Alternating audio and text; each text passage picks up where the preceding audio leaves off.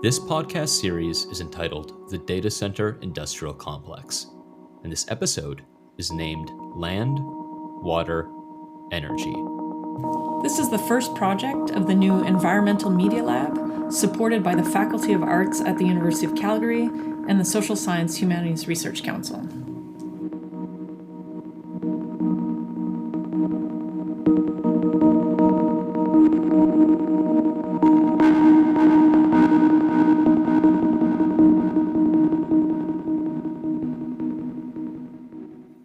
Hello, everyone, and welcome to the third episode of the Data Center Industrial Complex. I am Sean Willett, and I'm Mel Hogan. And we are going to be talking probably about the most, I would say, serious or intense aspect of data centers on today's episode, which is the impact that data centers have on their environment. And if you are at all aware of this issue or at all plugged into data centers as a topic, your mind's probably already leaping to certain places and certain topics and certain issues. But before we get to those, I want to start with something that's a little bit less obvious, maybe something that you haven't thought of before in terms of data centers and their impact. And that is the research of Matt Parker. Mel, you talked to Matt a few years ago now. Where was this? Yeah, so I first met Matt Parker at a workshop in Sweden that Astevandro had organized, and it brought together a bunch of academics and artists and some practitioners who were sort of at the intersection of those things, architects and whatnot. And we got together over 2 days, and we actually met in a data center in Stockholm, the one that's often referred to as the sort of James Bond Bahnhof data center underground. And we were allowed to meet in that beautiful room. If anyone Googles it, you'll see it's sort of a glass room hovering above servers, essentially, inside a kind of, rock cave. And so great space to kind of inspire and reflect on the data center. And Matt Parker was there in part to talk about the People's Cloud and some of the work that he's done specifically relating to sound and to sort of the kinds of sound pollutions, but also the kinds of access that you can get through audio recordings. And he's done extensive documentaries, but I think the focus on sound and sound pollution and the kind of attention that he's placed on that, along with other artists like Timo Arnal, on the sort of acoustics of the kind of industry is really interesting. And I think, like you say, Sean, we start by thinking of impact not necessarily from sound, especially when we're thinking about data centers. We may not start there, but I'm glad that Matt did, because what he found was that sound, like the other impacts we'll talk about later, is in fact a pretty major part of the people's lives surrounding these data centers, because they can be quite noisy. They can be quite disruptive. They are, giant vaults filled with whirring machinery. And at a certain point, that can maybe prove to be extremely disruptive, as Matt talks about here. Yeah, I'm interested in listening as opposed to hearing. So an attentiveness to taking in auditory information, but also thinking about listening as something where you're not just hearing through your ears and turning that into some kind of perception, but thinking about listening as something that is more also an embodied thing, something that could be done. You can listen through text, you can listen through tactility and feeling, and I'm interested in listening to vibrations. And I think data centers are a really interesting kind of locus of investigation for topics around kind of, I suppose, this sort of emerged idea around like new materialisms and the ideas of kind of having a sensory awareness and perception of the wider world around you, and kind of trying to think of us humans as connected in ways to other kind of beings, animals, non-human creatures, non-organic objects, how we're all kind of just like vibrating around this sort of ball of mass in space, and how that connectivity is something we can kind of try and listen to.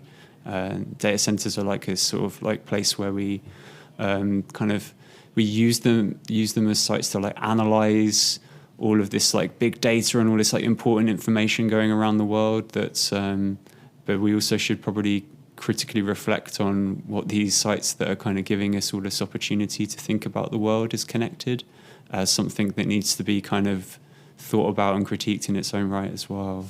So I think I started being interested in recording sounds of data centers in the kind of really literal, like going inside a data center and hearing kind of the intensity of, I guess, like white noise that's coming from fans mostly that you hear inside a data center.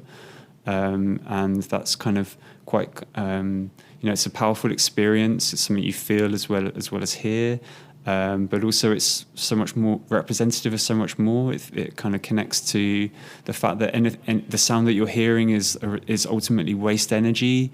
It's a byproduct of this machine. And then so I guess I kind of been interested in thinking about the kind of wider ecological impact and the wider footprint of data centers, which has sort of led me outside of the data center to think about its relationships as these kind of like big steel constructions made of like all this like material that's in the data center, and to think about how it kind of connects to kind of the outside world in a sort of social way and an environmental way and ecological way.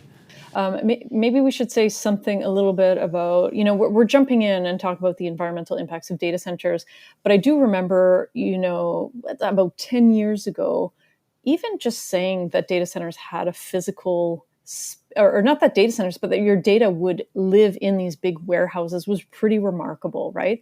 And I think for the most part now, the general public, depending who our audience is listening to this, they have a sense that our data is not actually in the cloud, right? And we've addressed this in the other 2 episodes.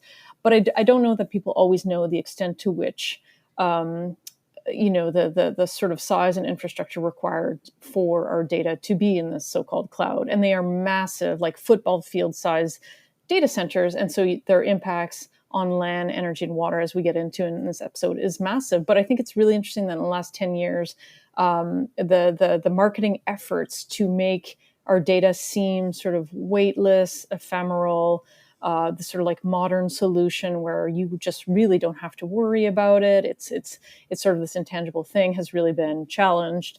And what I find interesting about, going in through sound in particular is that I think to a certain extent, companies have tried to control this challenge to the weightlessness of data by putting out incredible images of what a data center looks like, and then controlling a little bit the narrative of how modern, clean, energy efficient it might be. So as a researcher or artist wanting to go into these data centers, you're for a little while, they would let you sort of investigate. But I think if you go in as a sound artist, there's less of a threat, right? In that proposal, it makes it sound like you're really just interested in sort of a very sort of abstract artistic intervention, but it does give you access. And of course, Matt's work has, like a few other artists has used, I would say almost like audio as an entry point to other kinds of critiques.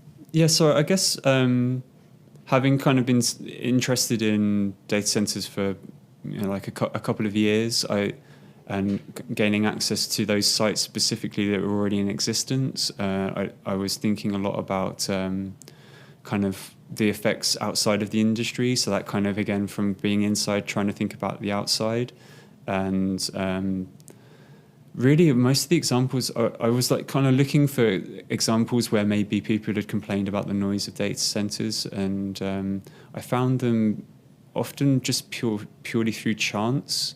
And by subscribing to data center industry magazines, which love to kind of, like talk about all of these kinds of like issues and like the kind of like, and finally side note type things, or like, like quite small articles within a magazine about how a company was shut down because people from a local area were complaining about the noise and how that was like a risk to the rest of the industry, which struck me as actually maybe be more interesting to talk to those residents who had it shut down.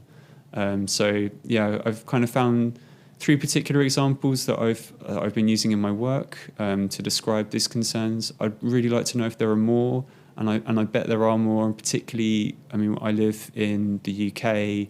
My research is mostly centered around Western Europe, and I bet there's loads of examples of where there's like huge noise disturbances caused by data center infrastructure in like other parts of the world where perhaps people's rights are more easily exploited to do with noise pollution or ignored because they're seen to be less significant than the kind of the so-called economic benefits of data centers.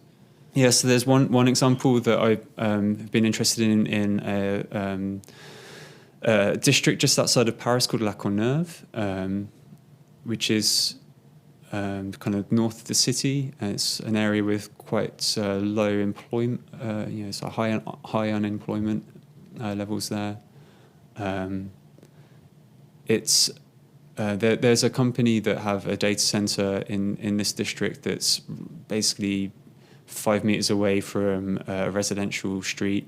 I mean, it's like across the road from a block of houses, like a series of flats and houses, and some people from the local area appealed to the local authorities about the noise coming from it at night, and they actually had it successfully shut down temporarily, citing these noise disturbances.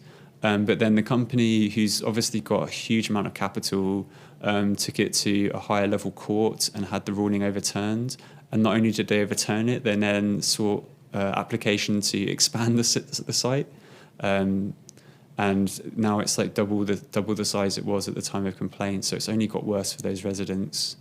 There's another case study I've been interested in, which is in Labrador City in Canada, where a blockchain facility was built next to some residential areas.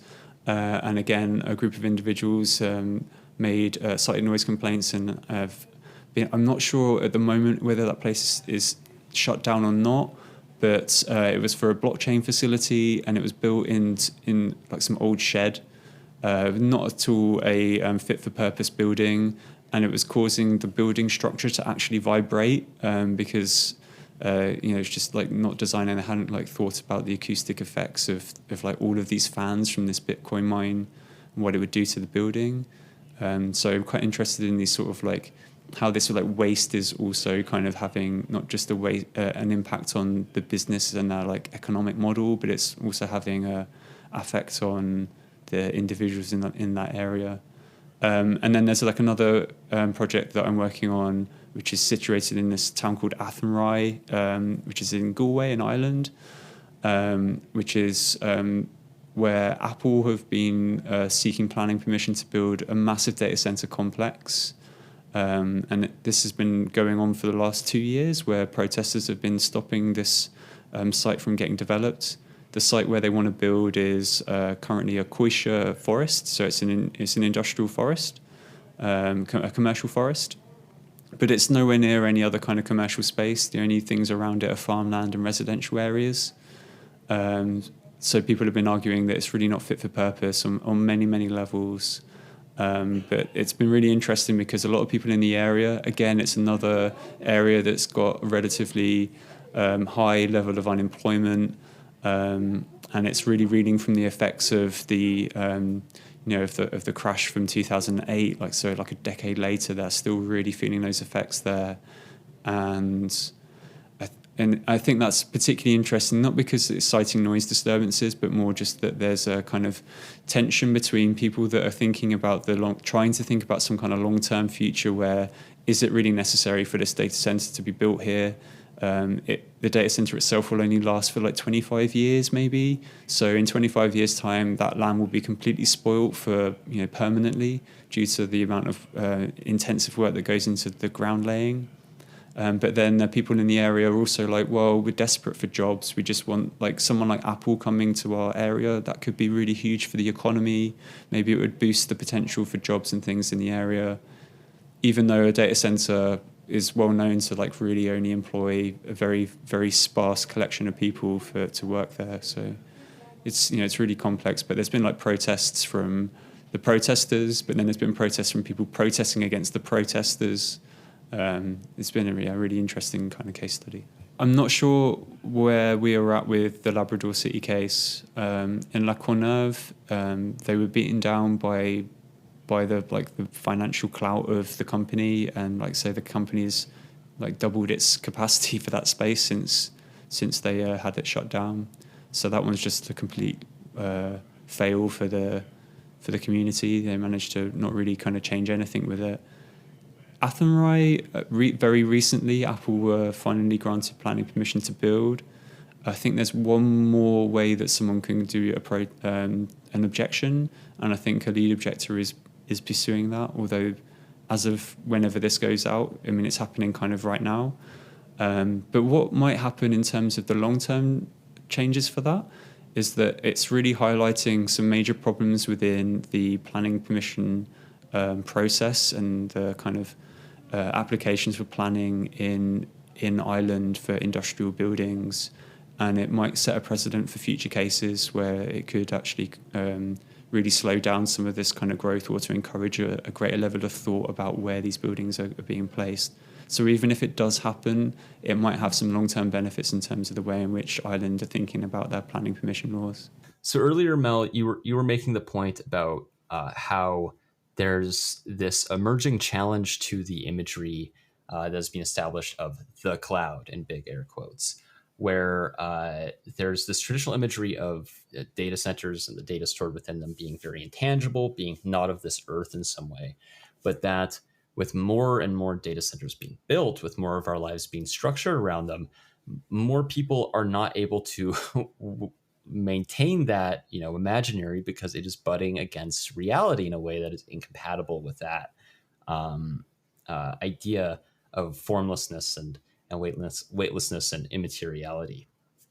And I think that this episode is really going to be digging into that contradiction, and the biggest one, and the one that I think is going to become the most relevant, which is the ways that data centers are just taking up resources, whether that is raw space, whether that is water, and increasingly the one that I think we'll be talking about the most is energy.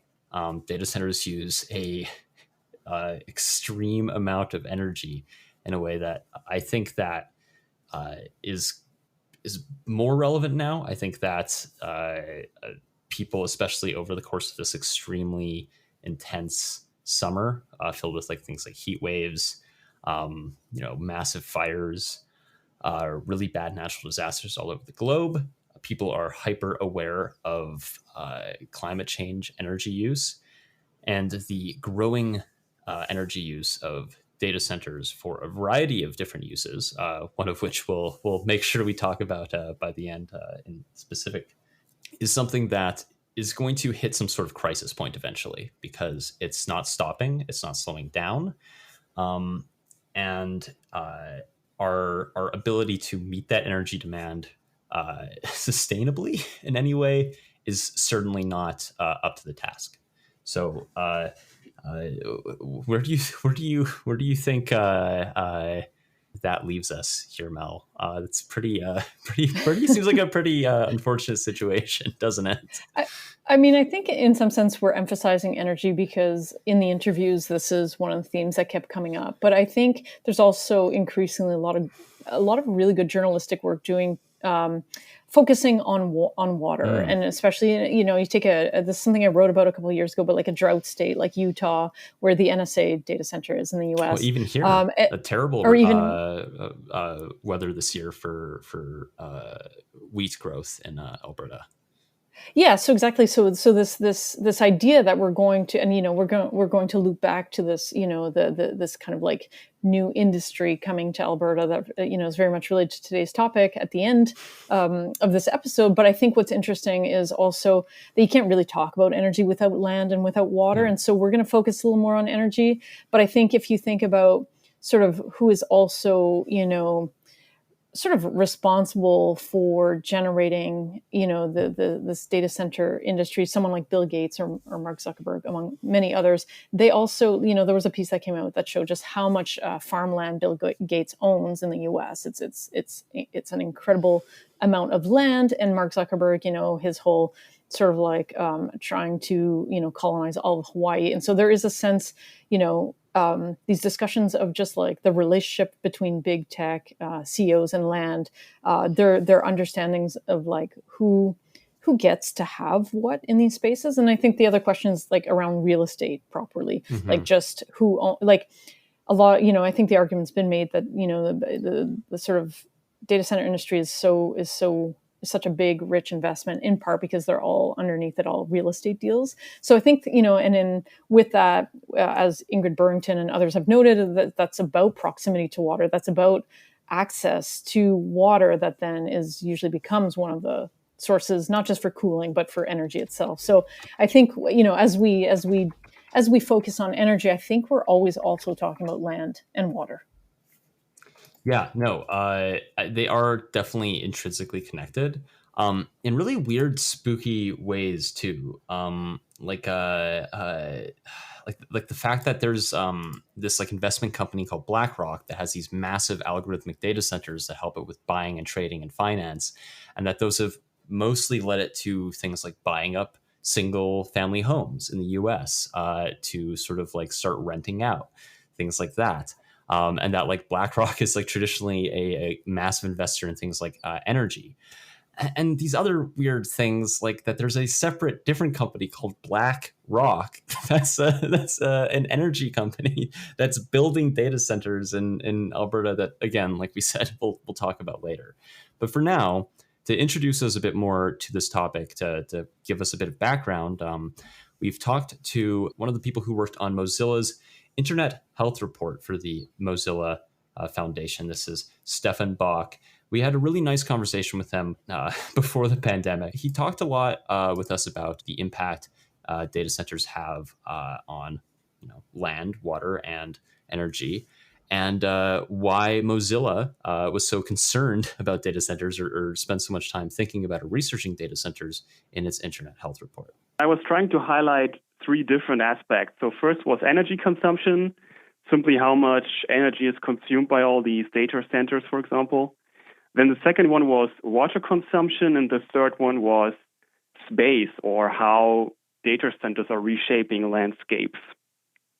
So, essentially, energy consumption is, I guess, the thing that most people first associate when they think about the environmental impact of the internet. And it's interesting here that the energy consumption is a problem despite all of these efficiency improvements. I mean, when you talk with operators of data centers, they often point out how efficient they are. And obviously, they have an incentive to be efficient also. But the demand is rising so quickly that overall, the energy consumption is still rising. So in the 2018 edition of the Internet Health Report, we also discussed how the internet overall is estimated to contribute more carbon emissions in 2025 than every country except for China, India, and the United States. And the second one was water consumption. Water consumption is interesting because I think not so many people think of this as an issue. But when you have large data centers, you also need a lot of water to cool the server farms that you are having. And there was an interesting report from the U.S. government from 2016 where they estimated that all the data centers in the U.S. combined will consume 660 billion liters of water by 2020. And it's interesting that companies, obviously, they try to lower their water consumption by building their data centers in areas with cool climates, like Iceland or Scandinavia, for example. But the sheer number of data centers is constantly growing. So only a small fraction of those data centers can be actually placed in areas with cool climates. And also governments, the NSA, for example, they have giant data centers. They cannot so easily go to different countries and put them there. So necessarily, when you are operating as a government in a hot climate, then you just have to put your data center somewhere there. And at least according to some estimates, like from the United Nations, for example, there will be like more than 5 billion people, I think, living in areas which are potentially affected by water scarcity in the near future. So I don't know what is the best solution to it, but we need to make sure that these data centers are not making the situation even worse. And the last aspect of space and reshaping landscapes, I was inspired by the work of Alexander Taylor and Julia Velkova with this. Alexander Taylor made this really great point that one of the reasons our mobile devices and laptops have become so small is that the space necessary to store all our data has moved elsewhere, away from our desks and pockets and into these large data centers across the globe. And especially Julia Velkova, I talked with her several times, and she's doing ethnographic research in data centers in Scandinavia. And she told me that many of these data centers are actually quite empty. They only utilize like 30% of their storage because they are required to be always on and fail safe. So they're like future-oriented infrastructure, basically. So yeah, Julia Velkova was telling me that many of these data centers only utilize about 30% of their storage because they always are required to be on, running, and fail safe. So if there's an outage in one facility, another one should always be available to immediately replace it, and which is called like this failover infrastructure. So you have to have multiple copies of your data in multiple locations, and therefore you don't necessarily need to fill every building that you have with data farms. And this makes these data centers huge. And in terms of environmental impact, we therefore also need to ask what data centers are actually displacing and what they leave behind. So if like you have a completely green data center that displaces a forest, for example, then it's not necessarily good for the environment, obviously. And because the data center industry is still relatively young and evolving, you also often have cases where a data center is abandoned after just a couple of years, which is something that Julia Velkova also researched in Scandinavia, and she invented this really nice term of data ruins. You have just like abandoned facilities in the middle of nowhere that nobody is using anymore. It's not really clear what happens to this infrastructure in the future. And in the near future, you will have more smaller data centers with 5G. Like 5G will require to build more data centers closer to the consumers. So it is likely that the broader adoption of 5G will also change cities more and more. These companies that offer cloud storage always advertise towards other companies, hey, when you use our services, you save basically money and storage and space and everything because we provide this for you. So I don't think it's something that is very high on their agenda to create awareness of. And I mean, it's interesting. There's also this broader economic transformation where our end user devices more and more turn just into interfaces to interact with remote data centers. We have like less adapters, we have less storage on our device itself, and everything is set to be moved to the cloud. So our devices are more efficient and faster and smaller and everything. So I don't see any incentives for these companies to create awareness about the environmental costs. I mean, what they instead do is just emphasizing how energy efficient they are and making commitments towards green energy. And I mean, that's great. I mean, it's Apple, for example, or Google also. They have made commitments and they also have made good progress on that promise. The problem that I see is that just saving energy alone is not enough because you also have, like, as I said, water consumption and the reshaping of spaces. And also the data industry as a whole consists of a lot more players than the big tech companies, and not all of these players have made any commitments like that. So I feel like these companies are probably trying to give people the feeling that here you can unload all your stuff to us, and we are very efficient and green, basically. That's how I see the current development, at least, around these discussions from the side of these service providers. One thing people might not know, depending who's listening, is the interconnected between the data center industry and the oil and gas industry.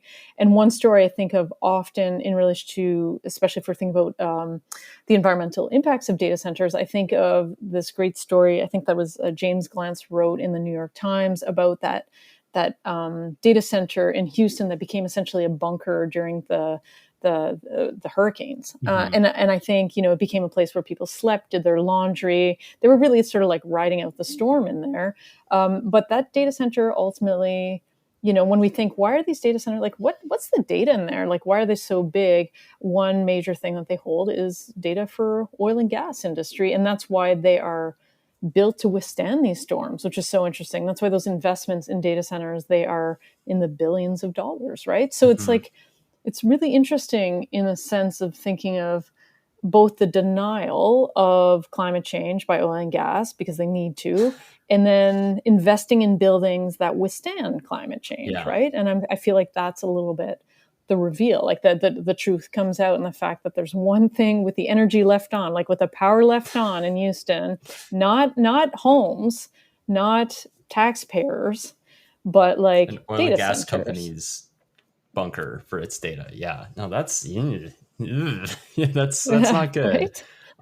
And yeah, I think that you touch on something there that Stefan touched on, which is, we hear a lot about like these efficiency increases and things like that, but and he said they keep getting countered by just the sheer amount of data centers that are being built, and that's definitely something that you bring up here is that a lot of us, I think, aren't quite aware of what data centers are being used for, or even where data centers are.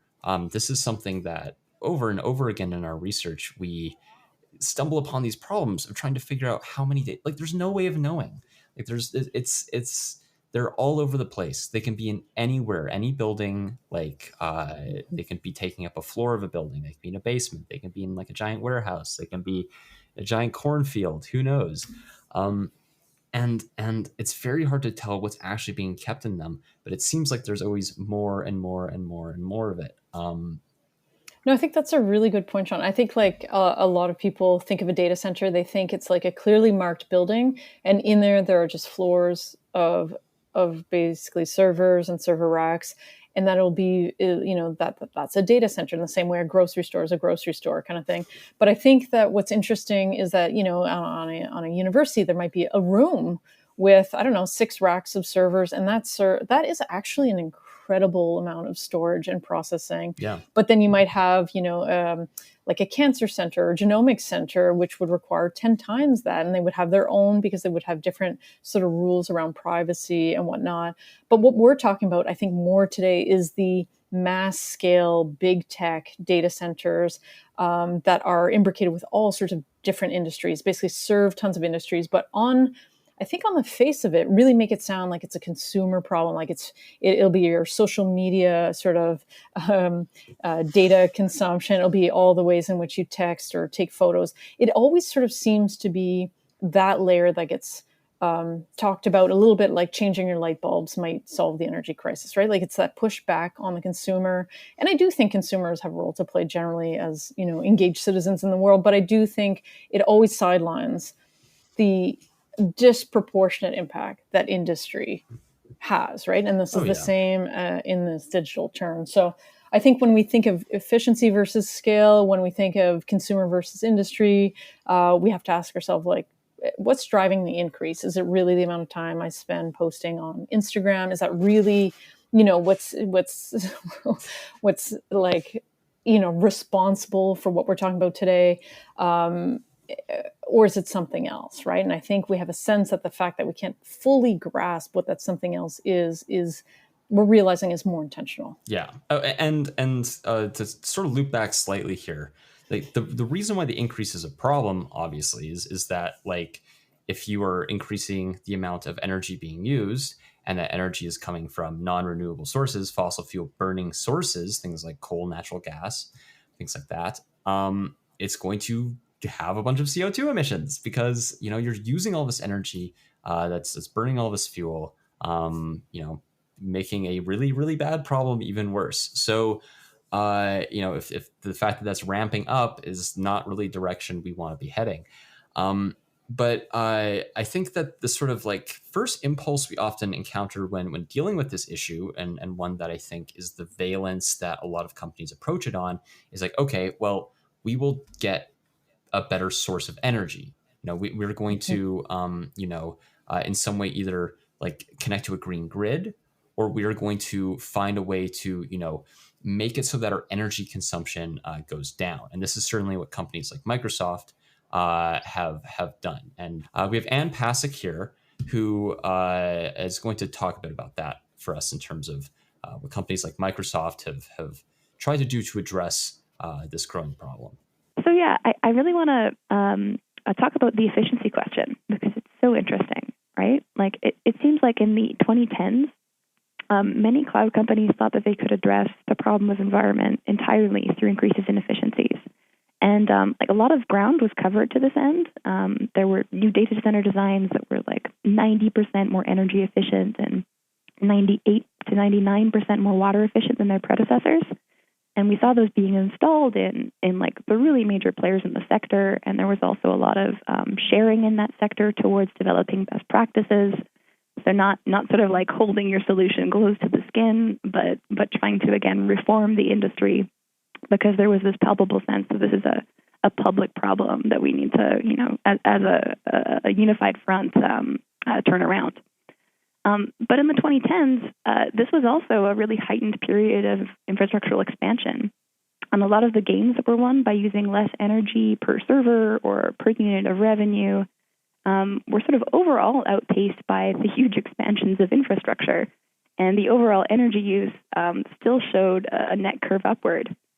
And where that sort of positions the data center industry today, I think, and where my own research is going, is that the sort of substantive material solution, or at least positive direction to move forward, isn't in efficiency, and it isn't in offsetting, but it's actually in renewable energy, and it's the potential for these really, really massive, huge energy-intensive systems to not only use less energy, but to use a different kind of energy, to insist on decarbonizing and moving towards the renewable energy mix in the spaces where these very large data centers are located. They're called the factories of the 21st century because they are demanding the same amount of energy to get through the day as a large-scale factory would have. But I think that it's a little more complicated than that, because when it comes to carbon, you need to not just think about megawatts, but you need to think about what the composition of that energy mix is.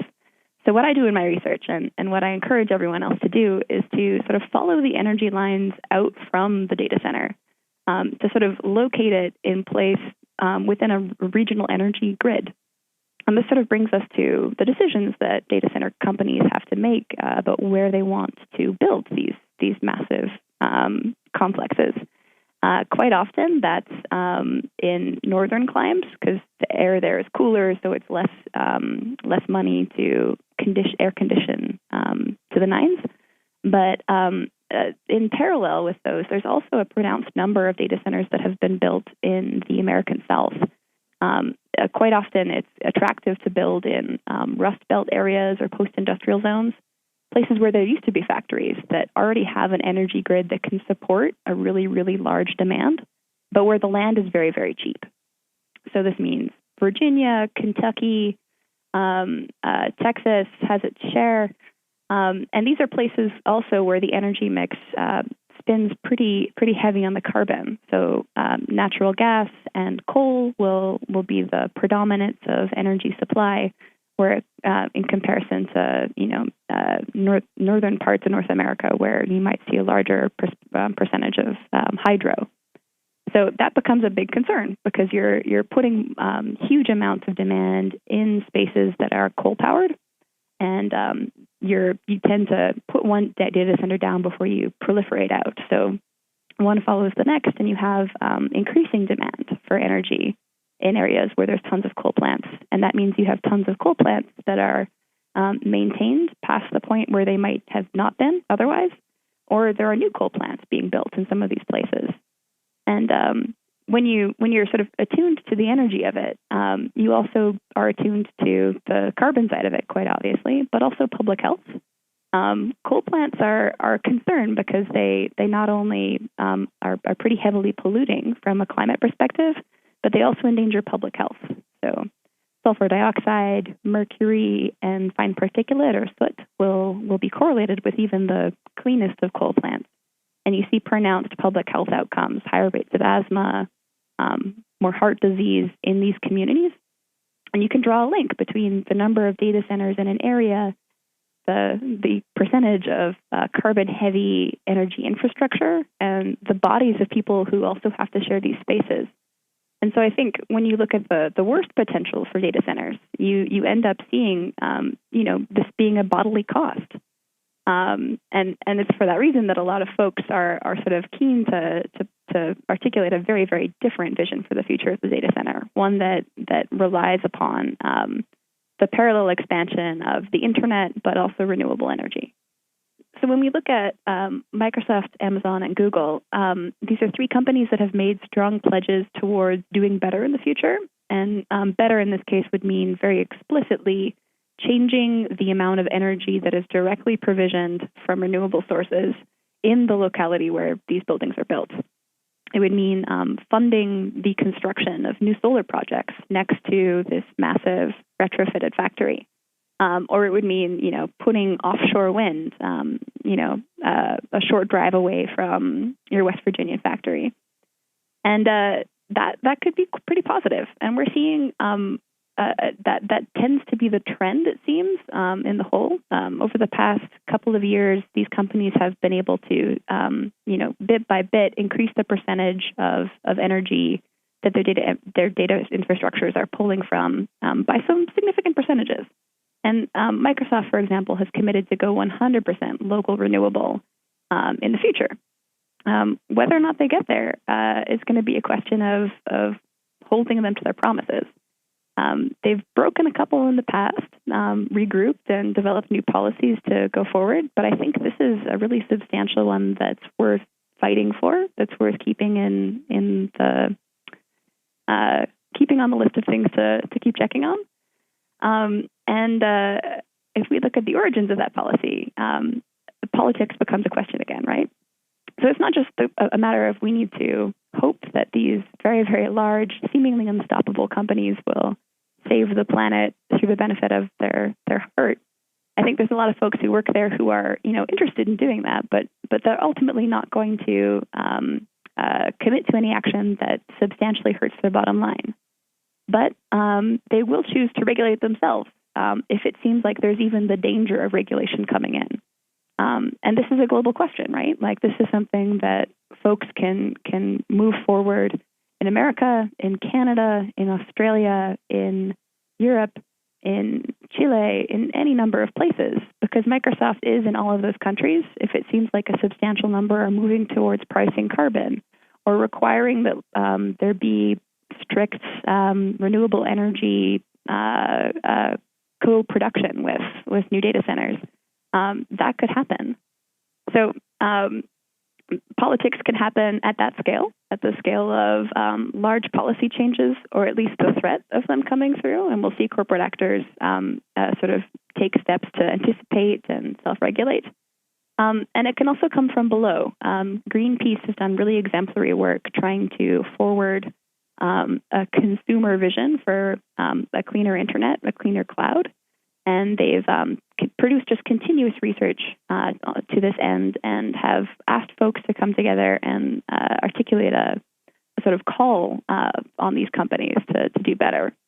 I think that, you look at the scholarship on social movements and you'll see that either part of that picture is not going to be sufficient to produce substantial action. But if we start coupling them together, then we're in a much better place strategically. But of course, even if we do push these companies to fulfill these promises, there is always the unfortunate likelihood that there's going to be cases where these promises are made and that the promise itself sort of serves to detach people from the problem enough that nothing can really get done. And as a returning guest here, Julia Velkova, talks about in this anecdote, there's certainly cases where exactly that kind of thing happens. I think there are two different perspectives here. I've been asking a few data centers who use this around Stockholm about that. And I think for them, it is really the thing about presenting themselves as green. On one side, I would say that this is Ericsson's data center in Stockholm. There's a few other, one big like Interaction. There's another one, Digiplex, which apparently hosts the NASDAQ, among others. At least it did in the spring.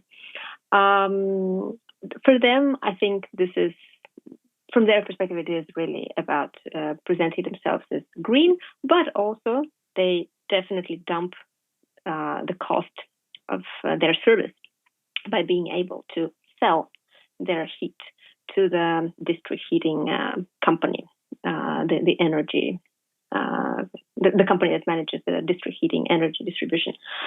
So it is both a business model and environmental, it's a greenwashing. However, I also spoke to the R&D responsible in the energy company in Stockholm that actually started this project, because it was on part of the energy company to reach out to data centers, among other industries, to invite them to sell their waste heat to them. And I would say that from the perspective of the energy company, this is still an experiment about also taking up a market and diversifying their business. They've apparently found that data centers are a very peculiar industry because they provide all year round permanent heat. So they're not season dependent, like, for example, food stores or food producers, which otherwise are supplying waste heat to the network in Stockholm, at least. But data centers are a permanent source year round for such energy, and the energy company has tried to reach out and to actually make profit out of that as well. I think, and at the moment, there was like one question that I had was how big and how real is this practice? Because if you read the media and the news, there's very frequently some bombastic articles in terms of like 20,000 apartments will be heated with the data centers heat in Stockholm. Is the same in Helsinki, where actually the major telecom there, Telia, opened just 2 months ago another big data center which heats Helsinki. So in terms of Stockholm, it seems that the numbers started in the moment. So now it's August 2018, and at the moment it is 1% of the city that is actually heated in this way, with a target of the energy company being 10% within 10 years. But that's a business for the energy company, and it's such a business that they have created a brand around that, which is called Stockholm Data Parks, and they've bought land together with the city of Stockholm, and paired together with other infrastructure providers such as, for example, dark fiber companies that is all like dark fiber. They have very big branding, communication department. This is something that they really try to develop. Even to the extent that the energy company in Stockholm was rebranded itself. So it used to be called Fortum, but now since the spring 2018, it's called Stockholm Exergi. And Stockholm Exergi apparently means, so Exergi is apparently a term that stands for the capacity to transform heat. So this is not just about data centers. And at the same time, I can add to this that when I was asking the energy company what kind of aren't there any risks about creating such dependencies? Isn't there like an over-reliance on data and data centers in creating these links of energy flows? And the answer was that, well, apparently the cost and the effort that the energy company puts is rather minimal. It's a major investment from the data centers. It's like they kind of bear all the risks. I'm not sure to what extent, we could accept this so uncritically. Something we should bring up, these interviews were done a couple of years ago now. Mm-hmm. And I think that we definitely learned sort of our thoughts on things like carbon offsets have evolved a little bit. Mel, you wanted to comment on carbon offsets specifically. What did you have to... Well, I think it's becoming clear that these are all just sort of a way of, it's a kind of greenwashing. It's kind of a way of displacing having to do anything concrete. Yeah. This idea that, carbon offset, I do think some people somehow believe in it and can justify it. I am not one of these people. I think it's kind of a loophole. And I think that a lot of these companies still, I come back to this, but still care more sort of about this kind of perpetual growth that is palatable to sort of, the more critical public. But I don't think that there hasn't been enough done to question sort of the growth itself, the like what is the end point here and who's it serving? What is this for? Yes. Like how is the world just going to, and I know we're dying to talk about the metaverse, but is the idea that everything is a data center and we just live inside a virtual reality because reality is just trashed? Is that sort of where we're going? Are we making a big prediction here today? That we've lost control over the environment, but we're pretty good at creating fake shit to sell you stuff. And so maybe if you live in that world with your little goggles on, then you don't have to deal with the rest, right? There is this sense. That seems to certainly be a part of it. If not overtly, there is a sense of everyone seems to really be gravitating towards entertainment that allows you to detach and remove yourself from reality and live in a sort of other reality layer, whether that is a traditional way of doing that, quote unquote, like World of Warcraft or something, where the server is literally a game world you inhabit, or if that server is in fact just a very insidious algorithm that is looping you in a way. In a way, there's actually, me as a video game studies nerd coming in here, there's a kind of an eerie parallel in some ways between the sort of Skinner box addiction sort of design that went into things like World of Warcraft, EverQuest, games like that, and the algorithmic snare that serves to sort of suck the information from us to feed these algorithms. That is like Twitter, Facebook, Instagram, things like that. These are essentially, as I was talking about with Mel before the episode, like open forms that we willingly put all of our information in that have been disguised to be,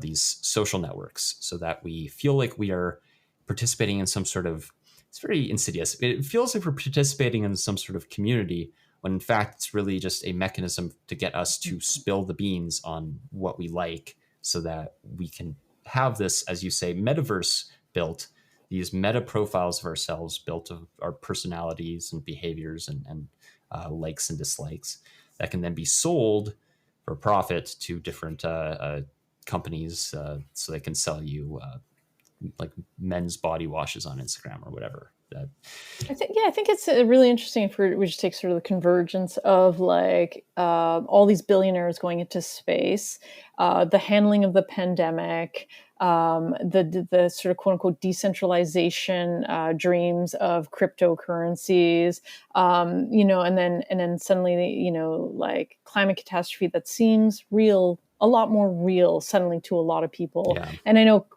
climate emergencies have had different temporalities across the globe. Some people have been deep in it for decades. Yeah. It's sort of hitting white folks now, and they're waking up to it, to put it bluntly.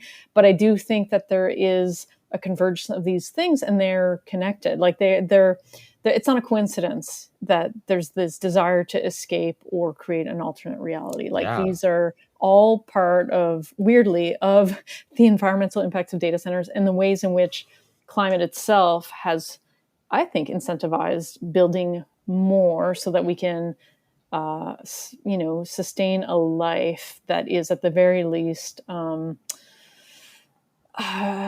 through Zoom, through these other sort of like virtual modes of coexisting. Like, yeah, I just don't think it's a coincidence, I guess. No, I think that like, I think that there is definitely it certainly feels like the world was prefigured for something like the pandemic to happen.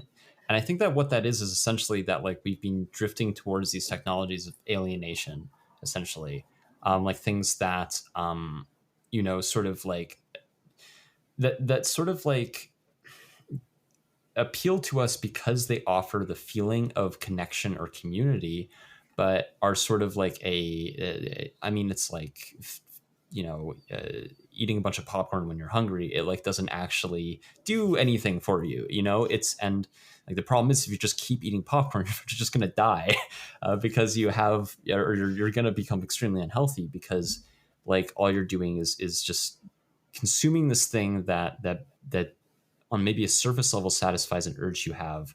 But in reality is this extremely manipulative force that is altering the way you interact with other people and the way that we altogether interact with other people. Now, I don't think, here's the thing, there's not like anyone doing this on purpose. This is just like what happens when like a market is left completely out of control and everyone's just trying to make as much money as possible from everyone and no one's stopping them.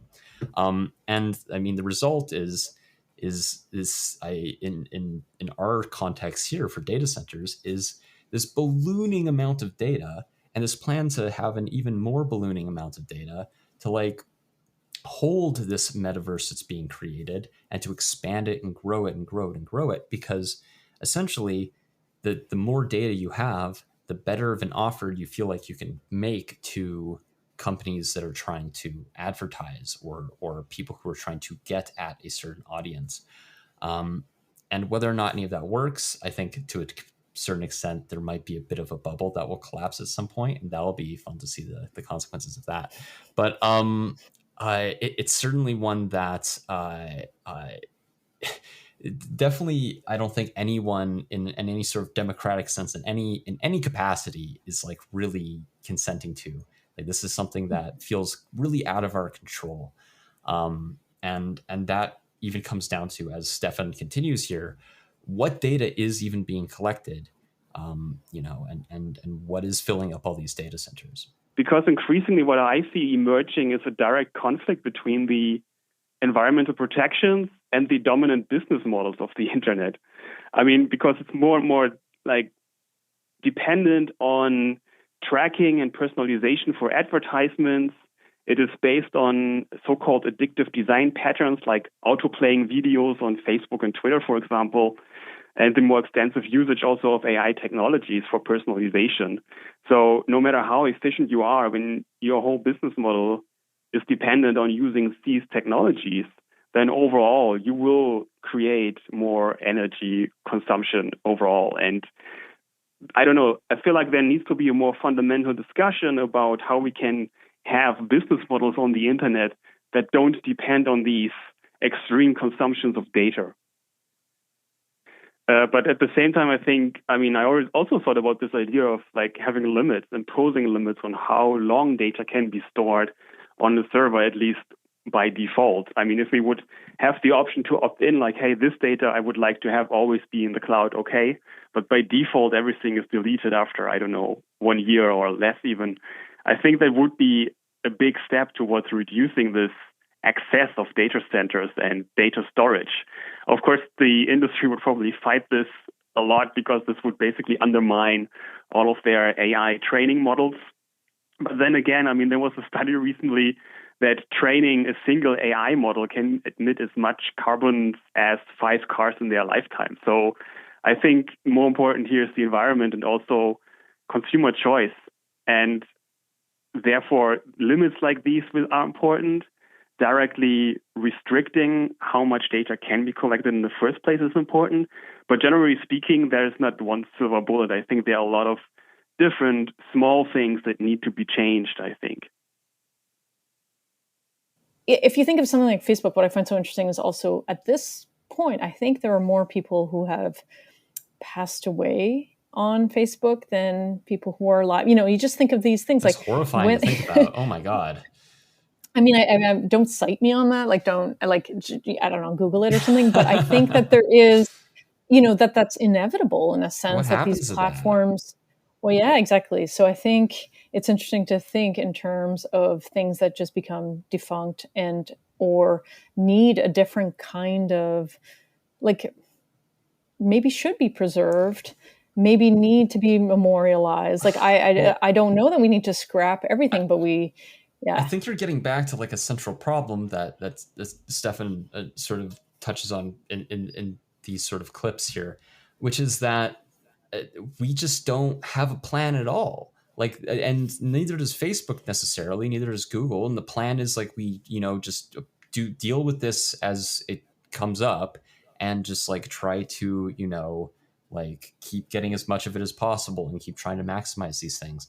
Like, there's no long-term plan in terms of like, because like to be fair, like Facebook as an entity, they're a company operating under like a capitalist system. They have no reason to be thinking about these things. That's not their job. Their job, as stated by this social configuration, is to be predatory profit-making machine. So they're going to just go ahead and do that.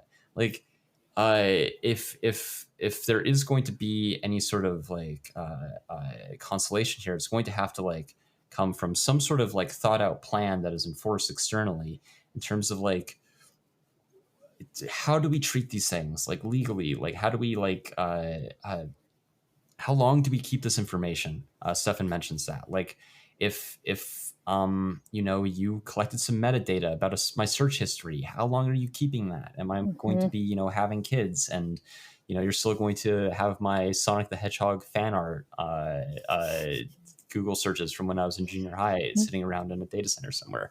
Like, I don't know. Like, we don't know. And there's no attempt, from what I can see, at least in North America, or really any level of government to try to like wrangle this issue or try to like work out a plan for this. I feel like the EU has its head more in the game in terms of thinking these things through. And I think Stefan mentions that at some point too, in terms of limitations on how long data can be stored and what kinds of data can be stored. But that's something that's this like continual process of just like catching up and just reacting after like there's already been like 15 years of just us all being exposed to these algorithms and it warping our brains before we've realized maybe we should think through, if we should just allow this to happen with no.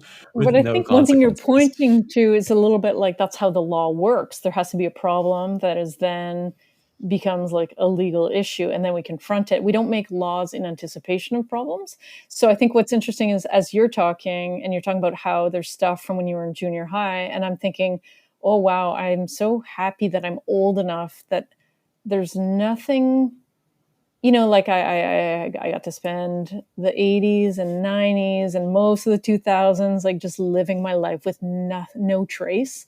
And I think, well, I will, since I come to the internet in adulthood, I'm less likely to have done anything totally humiliating that has left a trace behind. But I think younger folks who have been really are sort of like born with the internet now. I would say most, most students that I encounter, most undergrads anyway, the internet has just always been part of their lives. Yeah. So I think they will have different investments than I do to change sort of these questions of access and what you're allowed, like these sort of right to be forgotten kind of things, the to be allowed to, because you can't ask a 15-year-old to be, to anticipate what they're going to think is really dumb when they're in their 20s or 30s. It's just cruel to ask like someone to live their life. Like, they don't care. Their brains don't work. Yeah. So they're not they're not thinking that it will impact. Well, especially things. since like they're being exposed to a technology like Facebook or Twitter that's explicitly designed to get them to share those things for attention. Like that is the point of those things is to reward you with serotonin, dopamine hits or whatever for posting things that, you know, make others mad, that make others surprised, shocked, like that elicit reactions. And so like when you're young and you don't have a fully developed like brain, like that is going to really get you, and it's going to hit you and be harder to resist, and it's going to have more of an effect on your development than if you're an adult. And that's not good. I like that, but I like that you're bringing this up, because often when we think about the environmental impacts of data centers, we really do think of the sort of like the landscape and the air. We rarely think of the environment, weirdly, as also all of those social political questions that impact humanity and humans, from their brains and bodies to like their relationships to one another. And I think we should state clearly that environmental impacts are social relation impacts. You can't you can't separate these things. So I think it's worth talking about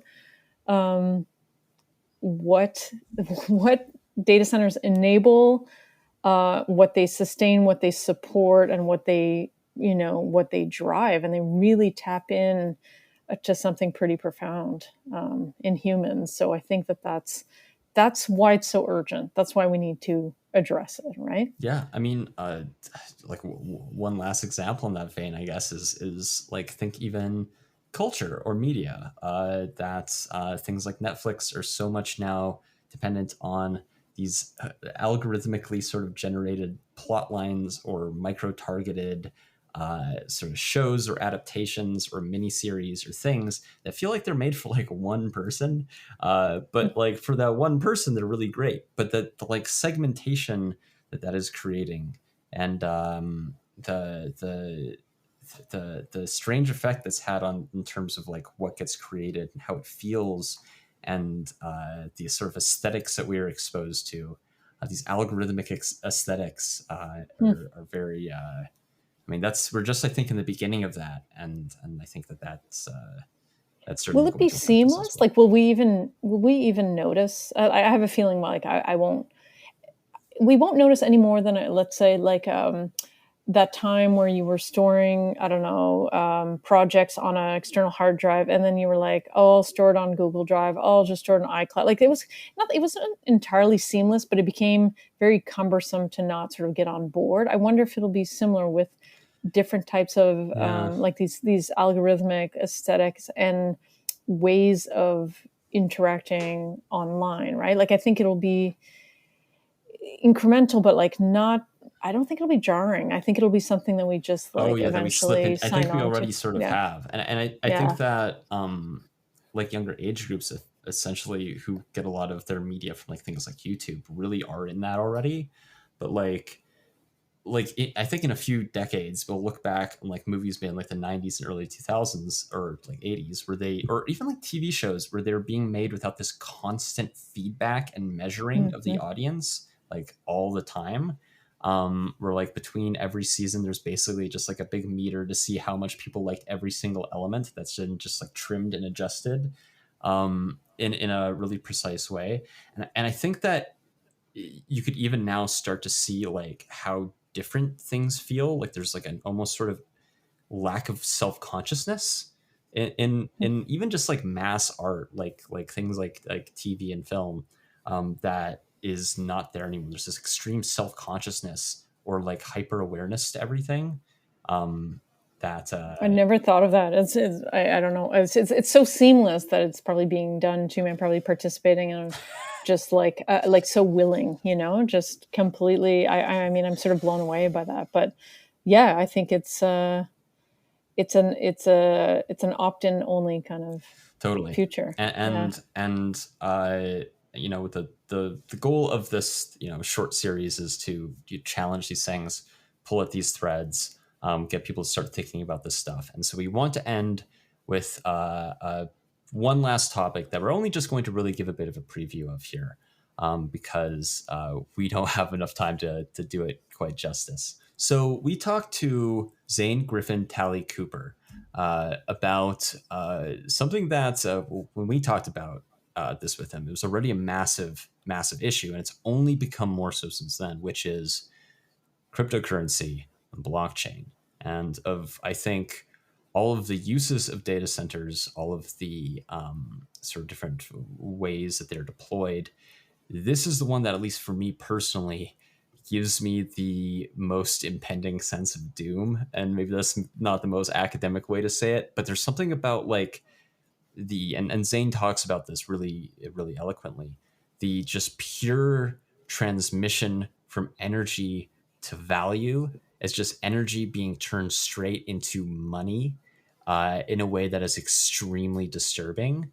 And that with like free market principles and profit motive is just a recipe for accelerating a climate catastrophe. If we just hey, you could just make a lot of money by burning energy, just not the strip burning energy basically, and you'll just free money. Not good. It sort of ties into these accelerationist theories, right? Of just accelerating the end. To what end? I'm not sure, but there is this move to as quickly as possible bring about the collapse of everything. So, and I think I do think that Zane is just so immersed into that topic of Bitcoin, and we're so lucky to have been able to chat with him. And we just, there's just so much in there that we'll probably have to. I don't know if you want to talk. There's actually so much that, in addition to the little bit of clips that we're listening to now, we're going to just release the entire episode, just as an extra episode. We are going to release the entire interview that we did with Zane. We thought this would be really relevant due to the news that only dropped, I think, yesterday at the time of this recording. Not to date things too much here, but that Alberta was going to be playing host to pretty much all of the Bitcoin mines that just got shut down in China due to the fact that they were massive energy sinks that were destroying the environment. So I guess, Alberta's home for things like that these days. So it's good for us to know what we're getting into. So we talked to Zane about this, and he brings up a lot of, I think, very relevant points.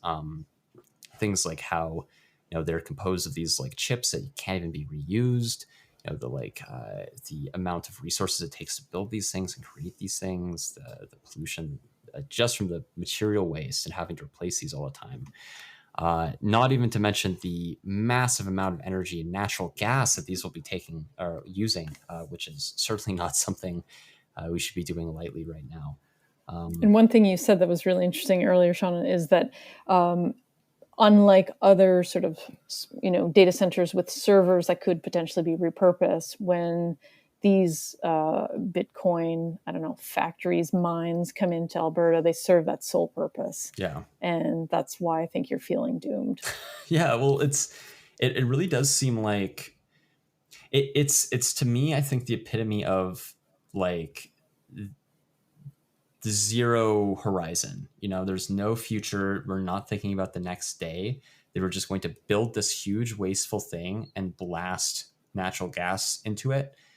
Not even this isn't providing a service. Let's make that clear. This isn't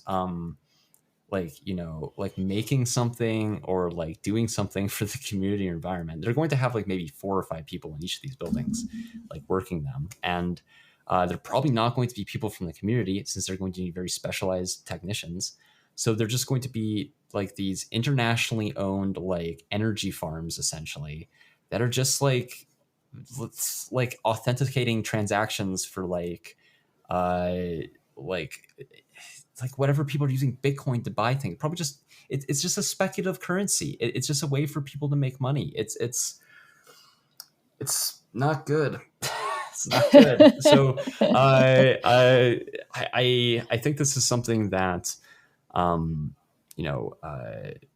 it may be depressing to think about, but it is important that we really understand every sort of contour of this, that we know that we're clear-eyed and demystified about what's actually going on, that it doesn't feel like it's something that you don't give into the whole like, it's blockchain, it's wonderful, it's not fiat currency, like this is Web 3.0, and it's actually, by investing into Bitcoin, you're investing into the future. It's like, no, we're investing into like just like a coal, like shoveling coal into a pit, like for eternity. So no matter how sad it is, I think it's something that we need to face with open eyes.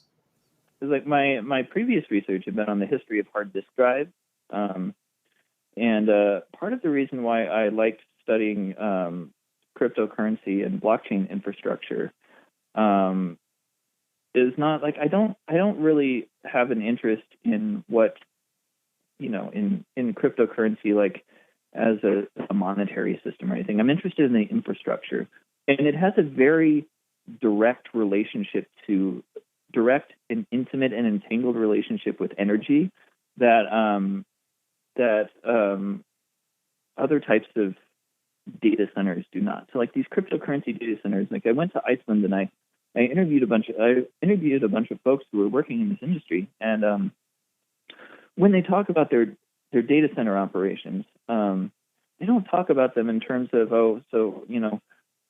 we have these machines, we have this model of machine, and this model of machine is effective for this reason, and we organize our data center like this with this number of machines. It's all talked about in terms of energy. So that everybody in this industry seems to talk about, well, my data center is 25 megawatts and we need to expand it to 32 megawatts. There's this like really, in the practice of this at the infrastructural level, there's this really interesting and close relationship to energy that I find fascinating. So in a weird way, Bitcoin and other cryptocurrencies that operate using this proof of work protocol, where you need massive amounts of computing power and access to a tremendous amount of energy, is the value equals energy in this really direct way that I find fascinating and troubling.